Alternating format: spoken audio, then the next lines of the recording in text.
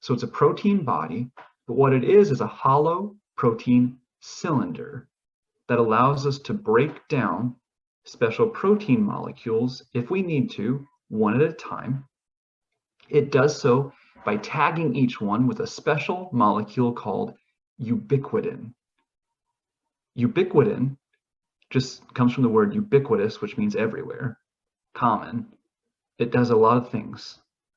But proteosomes can tag molecules with ubiquitin and say, hey, it's time to break this down. And so you can break down these special proteins when you need to access those amino acids.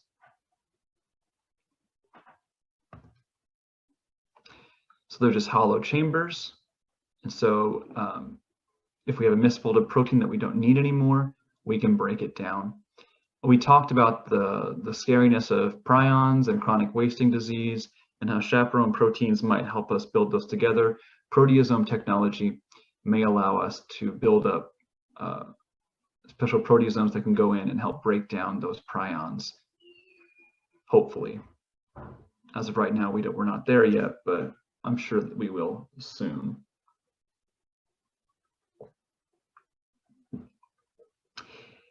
Prions, I don't want to say they're not dangerous because they are. They're scary. Mad cow disease and Creutzfeldt-Jacobs. Not a lot of humans die from them. And so oftentimes, we're limited by money, limited by funding, limited by interest. And I know that's sad, but a lot of our medical advances are limited by interest. If prions were killing humans, by the thousands, we probably have a lot more money and a lot more funding going into developing new technologies to defeat them. But because they're not necessarily something that we have to fear all the time, they're just kind of a scary thing if they happen. We don't have this yet, but I'm sure that someday we'll get there and we can design our own little proteasomes to go in and break those things down before they cause any trouble, which is amazing because the people that are born with Creutzfeldt-Jacobs disease, instead of dying in their 20s, might be able to live long, healthy lives. Or if it's found out that chronic wasting disease can jump from deer to human, we'll be ready to attack that if that day ever comes. There are other proteasome-related diseases as well, like Parkinson's disease. We think is associated with a malfunctioning proteasome system, we think. And so there are intact and misfolded proteins that build up in nerve cells in the brain. Now, there are different forms of Parkinson's, and so we can't just give it all this one catch-all definition. But essentially, muscle tension is not properly controlled. And so you can, if you see people with Parkinson's, their heads shake uncontrollably, their hands shake uncontrollably. Sometimes they get stuck. If someone with Parkinson's, if their disease isn't managed, you'll see them sort of stuck, not being able to move. Sometimes all you have to do is draw a line on the ground or put a cane down on the ground and ask them to step over it. And if they can communicate their brain to step over it, they can begin to move again. But Parkinson's is a terrible disease that we think is associated with something going wrong with the proteasome system, which causes a buildup of bad proteins.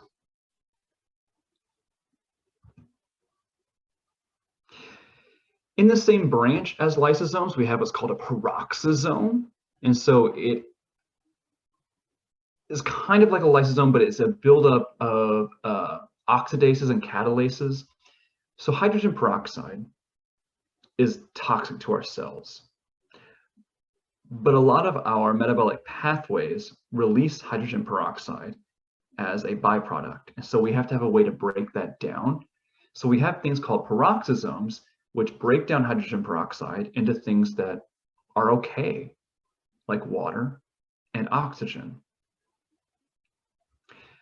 Peroxisomes also neutralize things called free radicals. What that means is there are some ions that can bounce around. They have a charge and they're bouncing around and they can tear things up. Free radicals are associated with aging. As we age, we develop more of these free radicals. And so have you heard of consuming foods that are full of antioxidants? They're healthy for you. What that means is you're consuming foods that are full of oxidases that can help capture or break, lower the charge of these free radicals. And so they won't bounce around and destroy the inside of your cells, because believe it or not, but charged oxygen is terrible for the inside of your cells.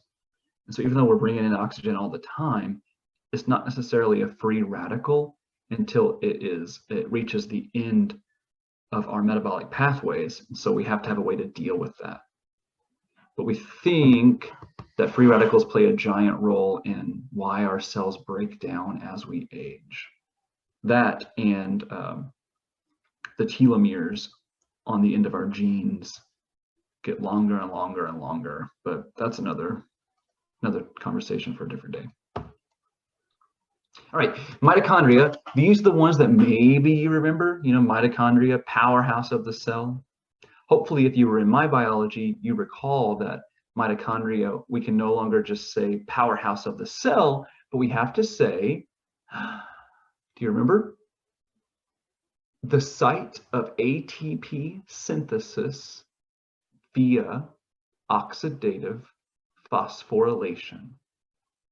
But what that means is mitochondria make energy. They make the ATP molecule, which allow us to do stuff. Mitochondria are a little bacteria, basically, a little endosymbiont that live inside of our cells. We can't live without them. They can't live without us. And so we're connected. But they are their own little thing. They have a double membrane structure. So here's the bacteria structure, and we have wrapped it in this outer membrane here. We don't break it down. We keep it. We cannot make them. They have their own DNA, their own RNA, and their own enzymes. You get them passed on to you from your mother. They're passed on through the mother's blood, and then you were given, or I'm sorry, I shouldn't say blood, through your mother's cells, and then they divide as your cells divide, and that's how you get your DNA or your mitochondria. We used to think forever that you cannot get them from your father or biological father, but if you can picture sperm for a second, this little portion of sperm is full of mitochondria. That's how the cell moves around. If we had an egg, isn't it a beautiful egg? It's filled with mitochondria. That's where most of yours come from. What happens is the head of this, oh, I didn't want to erase the whole thing. The head of this opens up. The chromosomes of the sperm fuse with the chromosome of the egg. This wraps up, seals it off, and so no other sperm can get in there. But what if sometimes this little tail got fused right there? There's a hypothesis that perhaps a little bit of the mitochondria may have come from a father, but overall, and when I say overall, I mean every single human that's alive right now, the mitochondria came from mother's DNA. We can trace back, I say mother with a capital M because it's this wild thing. We can trace back all mitochondrial DNA to one group of people, particularly one person whose baby survived and nobody else's did, or their lines have died out throughout the centuries. Everyone alive today is connected through this mitochondrial DNA. Anybody else alive, anybody else that may have had different mitochondrial DNA, their lines have died out. They didn't make it, and the rest of us did. And so we're all kind of related, and that's one of the most amazing things about human biology.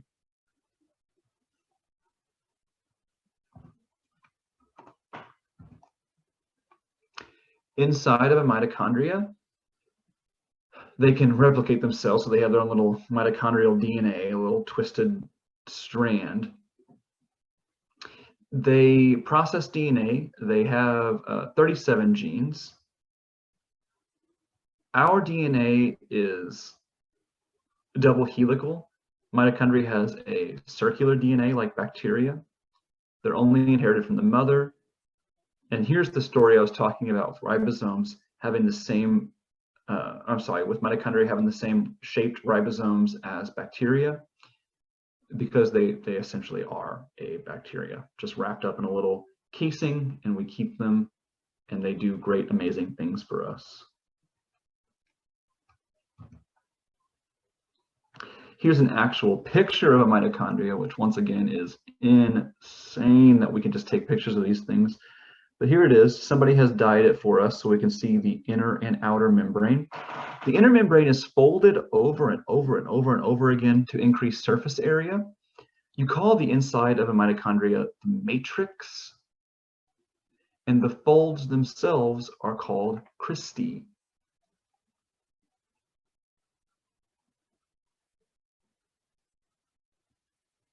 The more folds you have, the more ATP you can make, the more energy you have.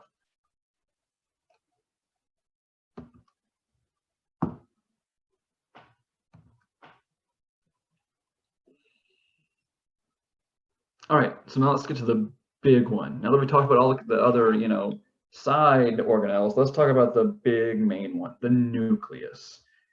It's a large organelle composed of a membrane, so phospholipid membrane. It's wrapped in an envelope.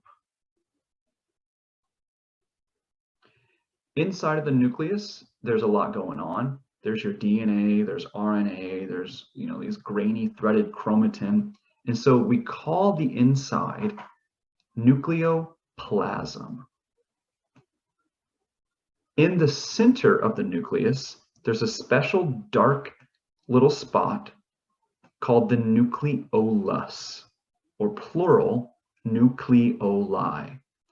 So I can almost guarantee you're not doing this, but at home, say to yourself, nucleus. Now say nucleolus. You have to be able to separate those two. Nucleus is the whole thing. Nucleoplasm is everything inside the nucleus. Nucleolus is the dark center here. It's where RNA is made. It's a special little spot. Some people call it its own little organelle. It's a special spot inside of the nucleus where RNA is made. But do not get those words mixed up. Nucleus, nucleolus. I wish they would have named it something else so it wouldn't sound just like each other. The nucleus is composed of two membranes that almost have the same exact pattern as the plasma membrane. It really is just a branching off of the plasma membrane. It contains DNA. When our DNA is unfolded in these long strands, we call it chromatin. They called it that because when they first started staining things, they stained a color. Chromo means color, and we named it chromatin. When a cell begins to divide, chromatin coils up in the human cell into these tight little coils, 46 of them to be exact, and we call them each a chromosome. But that's only right before the cell divides. For the most part, they're unfolded in this big mass of threads. It's kind of all this confusing, twisting, coiled mess. So chromatin, but right before the cell divides, they tighten up into these particular things called chromosomes, which again means colored body, just because they stained when they first started staining them, and they just kept the name. I'm sure if they would be named today, they would have called them a nucleosome and nucleatin, and that would have just made it even more confusing because we already have nucleus. But chromosome, chromatin is what we call it. So the nucleus has all those genes. You can think of it as the control center, genetic library, whatever you want to call it, but it's really dictating what proteins are made. So every cell isn't making every single protein that your body makes. Depending on the cell type, determines what proteins are going to be made.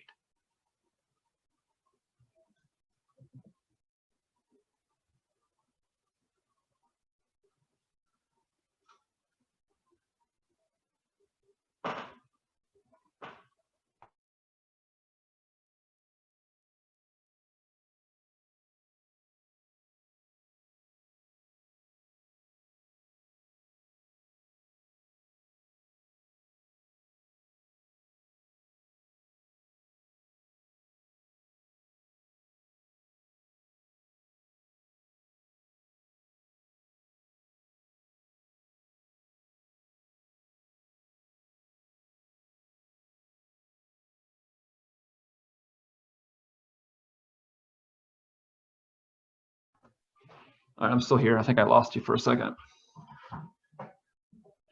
So the nucleus contains those genes that determine what proteins are going to be made. So here it is. Nucleus has a nuclear envelope. Do you see these holes? I need a different color, don't I? See these holes here? These are nuclear pores.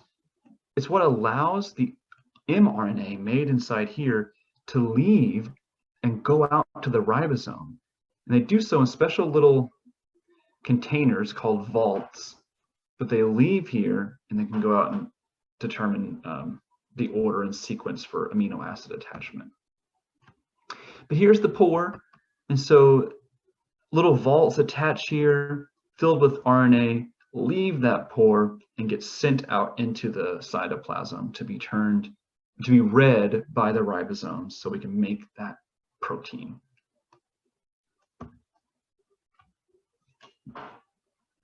You still with me? I'm going to assume you are.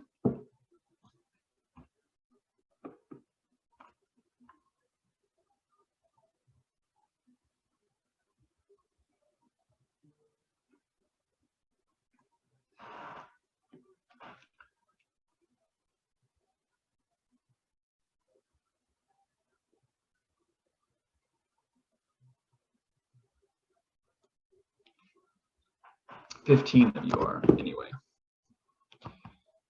So nucleus, right? So say it at home, or at least say it in your head, nucleus. In the middle, nucleolus,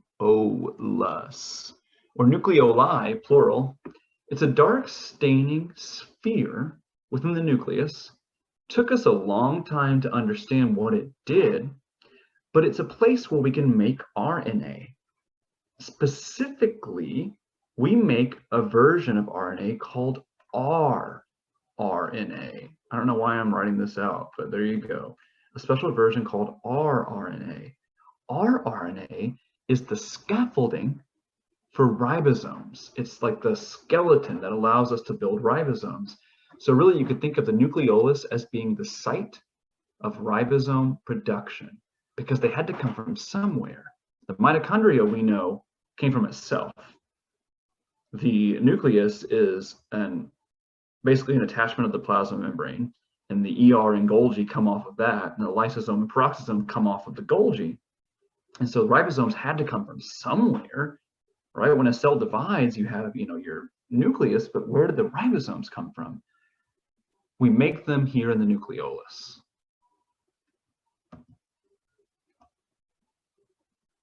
You okay with that? I think we might be able to finish this chapter. If not, it's okay. But the cytoskeleton is another portion of organelles. They're not membrane bound. They're not little pieces of the plasma membrane. They're more of a skeleton that support the inside of the cell to keep the cell open. And they also act as little tracks for ribosomes and other organelles to move on, like a train track. And this is a relatively recent discovery. We're talking late 80s, early 90s, I think. I would have to Google it to make sure. But it was discovered not by scientists, but by a local science teacher who had never seen, who was looking on their microscopes in their school and saw these little structures and then took it to the local college and said, hey, what's this? And from that, they discovered the cytoskeleton is a thing. And so the cytoskeleton is what acts as a cell's internal supporting framework. It's made up of tiny flexible fibers, little rod-like pieces. And depending on who you had, you maybe didn't have to memorize the different types, but in here we do have to know the different types. And so we need to learn that cytoskeleton is made up of microtubules, microfilaments, and intermediate filaments. The fibers kind of support the rough ER, the mitochondria, the ribosomes. It keeps everything where they're supposed to be, or acts like a train track to allow stuff to move around. And so here's kind of what it looks like. It's a bunch of different little proteinaceous fibers that either act as a railroad track or keep structures where they're supposed to be, or act as a resting place for some structures and help keep the cell open, give it some of that rigidity, give it some structure.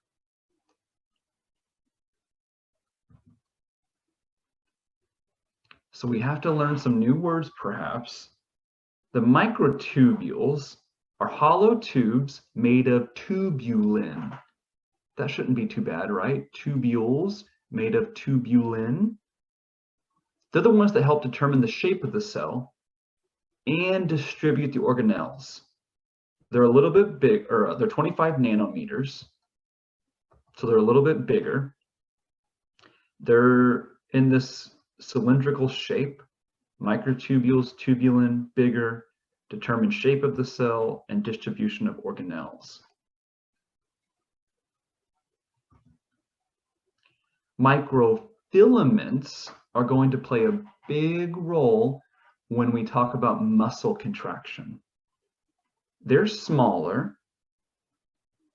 There's some of the striations that we see in these muscle fibers, but they're made up of the protein actin.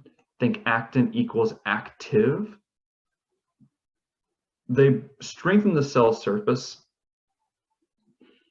and majorly, a major function of actin is muscle contraction. So microfilaments made of actin, muscle contraction. And they're smaller, 7 nanometers. That is not very big at all. They require calcium to work, and they have to sort of squeeze the muscles.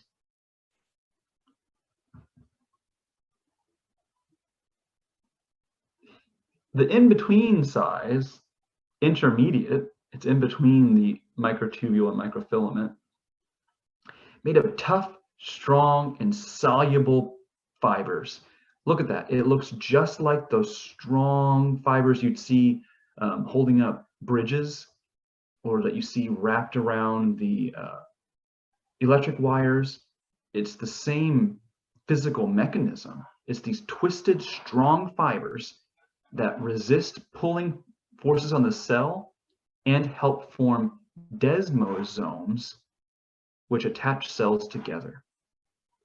So intermediate filaments are like the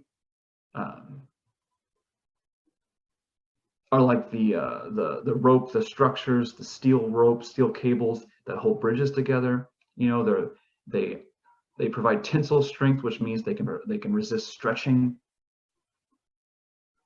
and they aid in cell attachment.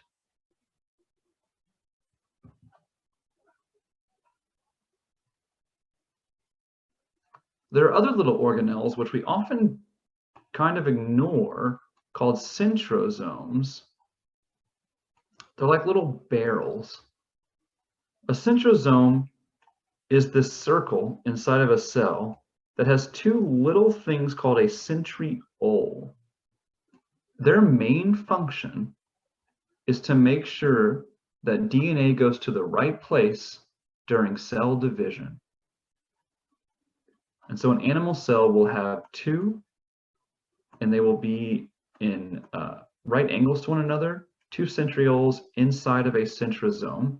At cell division, you duplicate them, and now you have 4. And they help pull the cell apart, help make sure the DNA goes to the right spot. so that when you have a cell reproduction, you end up with two perfect copies. They also, interestingly enough, have their own DNA, but their story is not as exciting as the mitochondria. They also aid in the formation of microtubules.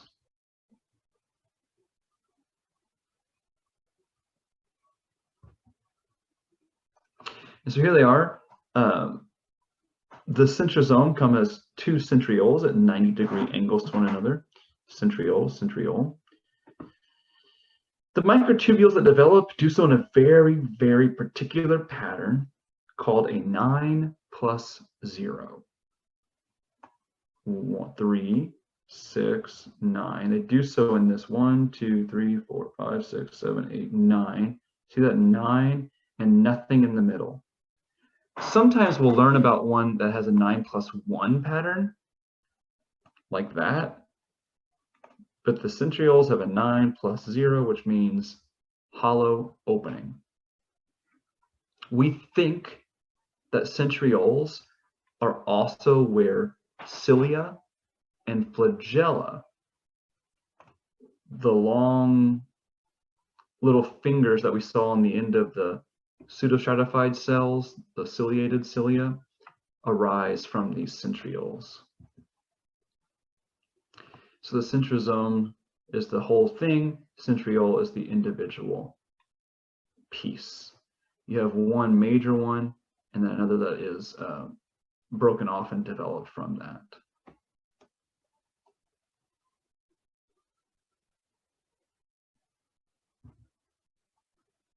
People say they're barrel-shaped,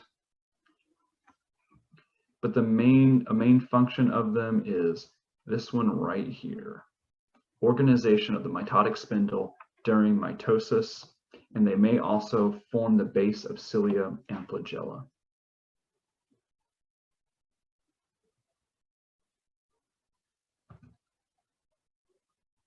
They kind of look like pasta, don't they? Little noodles, but it's just these microtubules in this structure.